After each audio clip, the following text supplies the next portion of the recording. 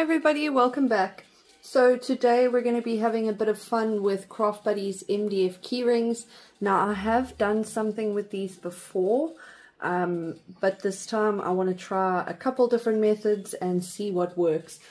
So these keyrings are dirt cheap. I think you get 10 in a pack. I'm not sure on the exact price, I will check. But they are, I think, 6 centimeters instead of 5 centimeters, and they are like really huge, really versatile. So I've seen some pictures, and I will put something up on the screen so you can see it. I've seen some pictures where people have made necklaces using dot art. Obviously keyrings is an obvious one. You can do bag tags for school. So there's a lot of different things that you can do with it. I think the only limit really is your imagination. So what I want to do is I want to try sublimate onto these, and I want to see what happens. So I'm going to do that a couple different ways. I'm going to use infusible ink / sublimation sheets. So the infusible ink is obviously Cricut's brand. It is a trademark. It is called infusible ink. And then Craft Buddies also has their own version of it, which is the sublimation sheet. So again, they're both exactly the same thing. They work in the exact same way. So the next thing I want to try is I actually have printed some of my own sublimation pictures, and I'm going to try and press these onto it, and I'm going to see what results I get with that. So I think it's going to be a lot of fun. I am also, of course, going to add on some little pretty things, because why not? So let's see how this goes. So I'm pretty excited about this new sublimation sheet that I got from Craft Buddies. I think it's super pretty. Look at that. That's pretty cool, right? So the reason I got this one is that I want to show you what it's going to look like with color. So remember, we are pressing onto raw wood basically. So your colors are going to deepen. You're not going to get such bright colors as if you had a white background. So I just literally want to cut enough to be able to press. I don't want to waste any. So I'm not even using my Cricut for this. I'm just kind of doing it by hand. There I've got my heat press, you can hear. So I have set it for 190 degrees for 40 seconds. And we're going to see what results we get with that.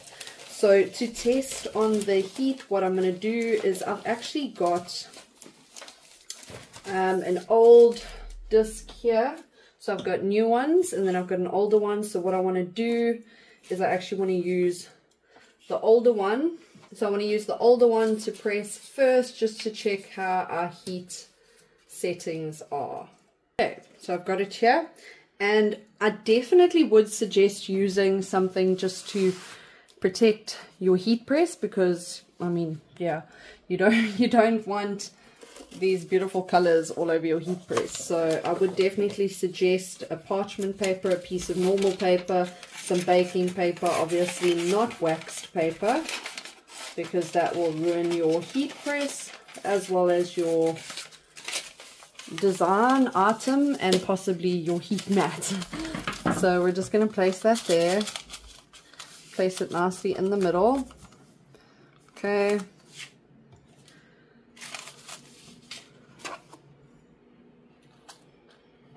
Okay, and we're going to push down super hard on this. So this, remember, is 190 degrees for 40 seconds. And we want to press down real hard. And I'm actually shaking, that's how hard I'm pressing. And I'll show you why we want to do that in a second. Okay. Now this is going to be hot. Believe it or not, it's going to be hot.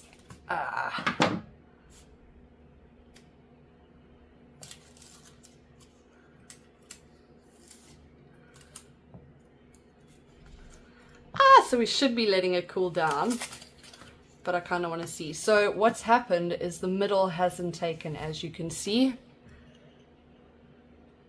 So it just hasn't taken there. I have applied heat to this before, so that could be the reason. So what we're going to do is I think we're going to increase our heat We're going to increase it to 200 degrees for 40 seconds, and we're going to press even harder this time because we want it to take everywhere, in the middle, everywhere. So this is normal sublimation printer. Again, these are not sublimation discs, so it may or it may not work. We're going to see. So we're going to do one with our beautiful color.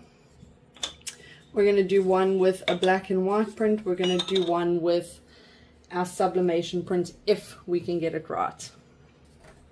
Okay, so we're going to try this again.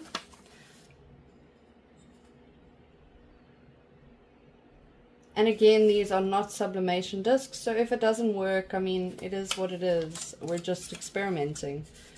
That's what we're doing. We're having fun experimenting. Okay, we're going to use some of our heat tape to hold this all together.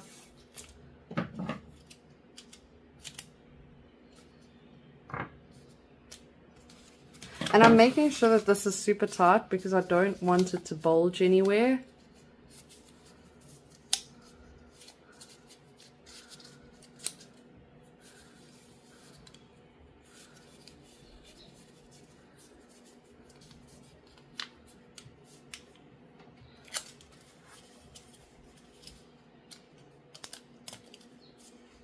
Okay, so we've got it on 200 degrees and we're actually going to do 45 seconds.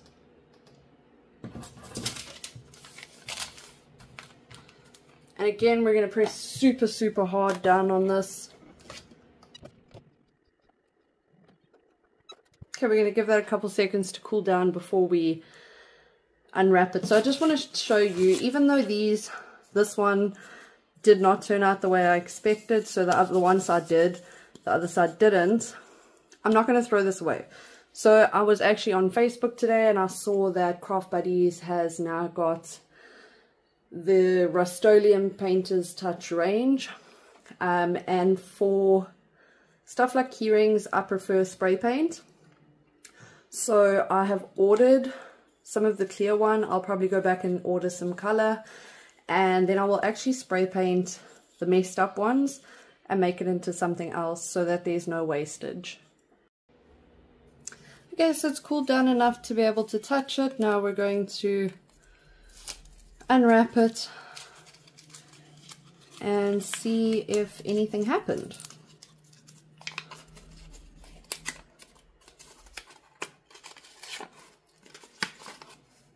Oh wow, look at that. So of course it's very grainy because we are doing it onto wood, but it shows, like it literally shows, and that looks so cool. So what I think I would do with something like this is possibly do one of those things where it's like the outline of the person, if that makes sense. Oh wow, that's so cool. Okay, so that works. So that was 200 degrees for 45 seconds. So we're going to keep with that 200 degrees for 45 seconds because that seems to give us good results. And we're now going to try and do this one. So I do want this as close as possible. So I'm just going to wrap this quickly and then we will press this one. Okay, so I've wrapped it. What I've done is I've actually put a piece of paper in here, and the reason for that is I don't want my heat tape to touch the back of the wood, because what it does is it actually like sticks to the wood and it makes it a bit icky. So again, I'm going to just cover this. And again, we're doing 200 degrees, 45 seconds, and we're going to press real hard. Okay, again, it's going to be super hot. 200 degrees is not child's play. I'm actually shaking from how hard I was pressing. So the reason I'm pressing super hard is that you're dealing with a hard surface. So what happens is when you apply heat, the stuff kind of tries to bubble away from it. So if you don't apply enough pressure, you're going to get spots where it doesn't actually adhere, if we can say that.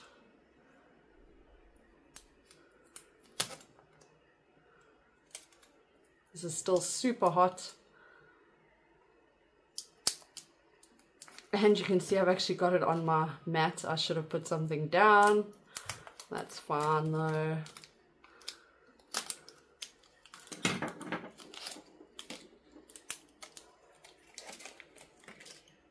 Ah, that is so pretty. So I don't think I pressed hard enough in the center, but I like this. I like it a lot. Okay, so that's still hot, but what I want to do is I actually want to use Jewel Bond. Maybe I should press all of them first. So we're going to put that down now. Okay, so we've got 2 there. One of them I didn't press hard enough. I actually have a sample here from previously. So we're going to press this one super, super hard. Harder than I did press. So this time we're doing the color. And again, I'm just going to take a piece.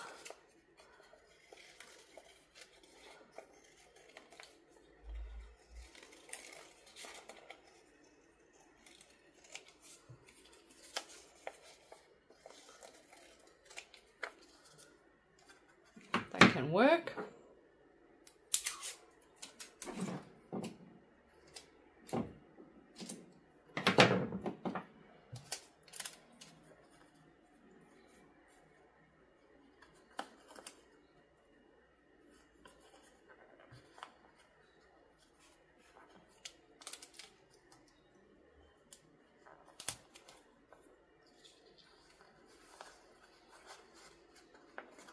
Okay, and I'm like pressing back against that so it can be nice and tight. But you can see it's still lifting, which we don't want. So that's not tight enough. Okay, we should be doing this on a hard surface.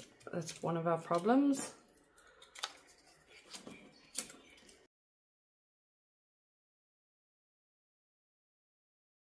Okay, so this one I am going to have to press extra hard because it is like lifting a lot. So we're going to have to press super, super hard with this one. So again, same heat, 200 degrees, 45 seconds.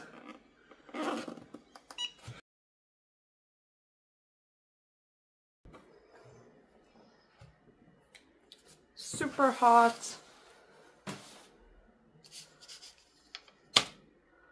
So you can see I proper pressed that.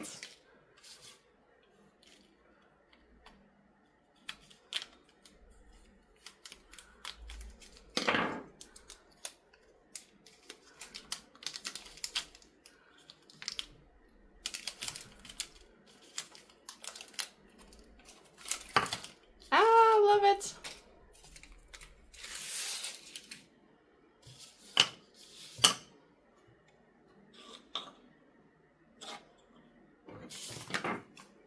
Okay, so there we have our 3 presses. This one I didn't press hard enough. You can see it's kind of faded in the middle, but I'm going to make that work. This one was pressed perfectly. I would suggest using maybe not an image with black around it. That might make it stand out a bit more. And then this is the color. So you can see what I'm saying about the color being more subdued.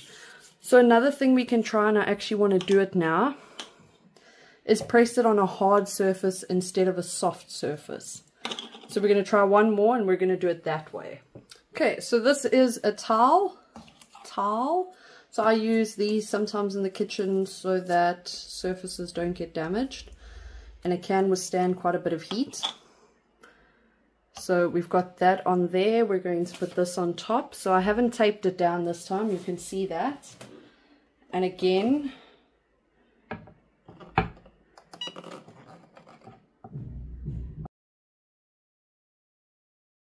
super hot, as you can see, but that actually turned out perfect. So our coverage is perfect. Okay, so we figured it out. So 200 degrees, 45 seconds, and a hard surface. This, I mean, it's hot, but it's not that hot. Look at that. Look at that. Perfect, perfect coverage. And I love it. So you can see the difference. Soft surface, hard surface. Look at the coverage on that compared to that. So what's happening is the wood is flexing as you're pressing it, And here it's flexing downwards in the middle because it's a soft surface. It's allowing that flex. Here you're not getting that flex. So hard surface, 200 degrees, 45 seconds, perfect. But you can see what I mean when I say that the colors are subdued. Okay, so let us finish decorating.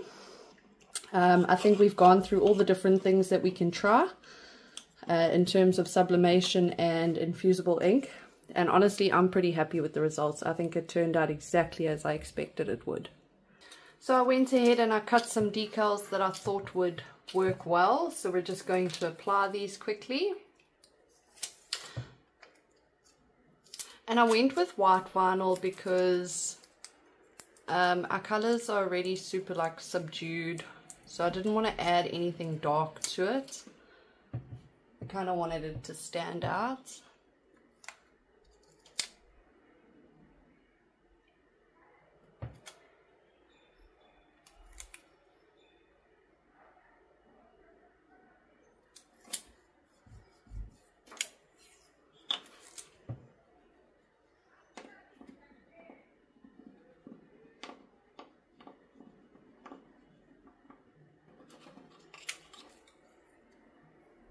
And I did make the boo-boo of using strong grip transfer tape because, well, why not, I guess.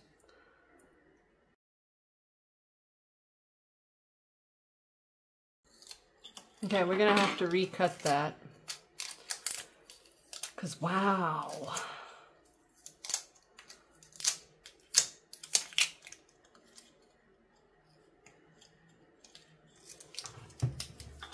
Okay, we're going to get some normal grip tape now.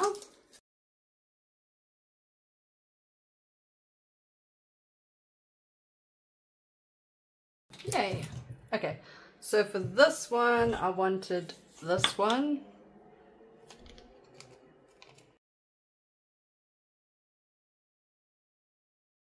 Yay, look how pretty that looks. That is pretty.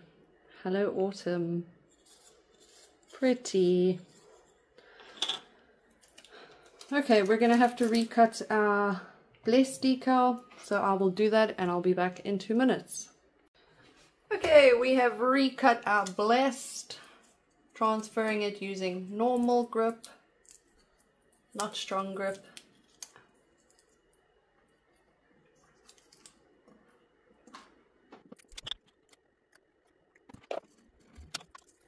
Big difference. Big difference. Okay, so once again I'm going to use some spare diamond dot drills to create some prettiness here, and to apply that I'm going to use some jewel bond. So if you have watched any of my previous lives, you would have seen where, sorry, not lives, videos, you would have seen where I've used this technique before. And I love it. I love the way it turned out. Yeah, I just love it. So for this, I'm going to be using my diamond dot pen. There it is. So I got this from Craft Buddies. It's awesome. Love it. So we're just going to put a tiny dot. Tiny dot.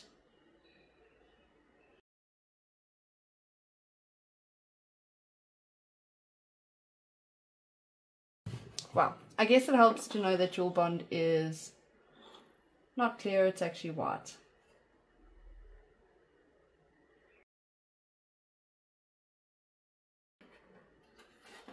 Very cool. And then we're of course going to be using one of our half, what do you call these things? Half pearls.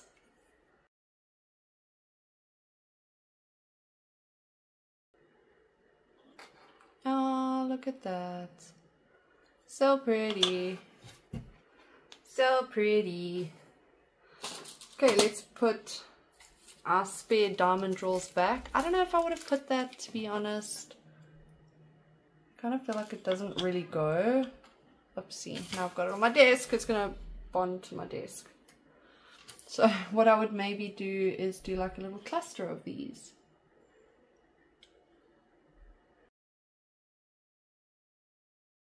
That's better. That's much better. Okay, I love that. Sometimes you just got to play around and see what works and see what doesn't work, and then, yeah, just go with it.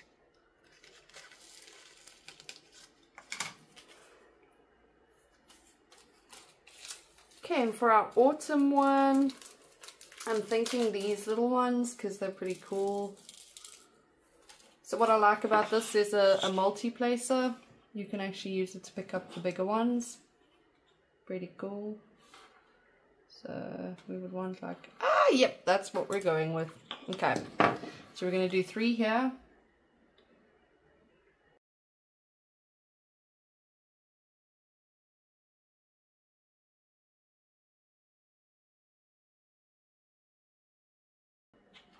Yay! How cute are these?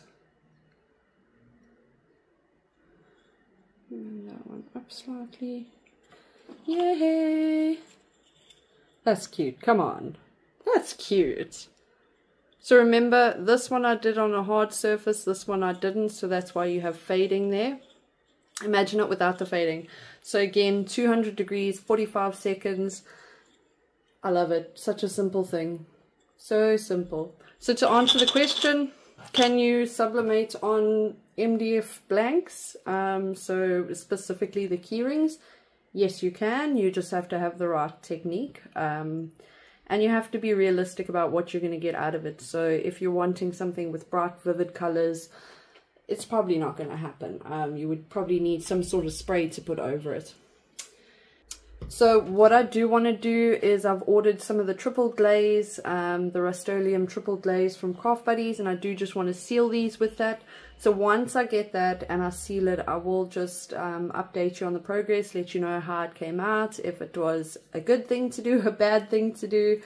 But yeah, I think it was pretty successful, and I hope that it's helped you to step outside of the comfort zone and maybe try something new today. Thank you so much for watching, and I can't wait to see you again soon.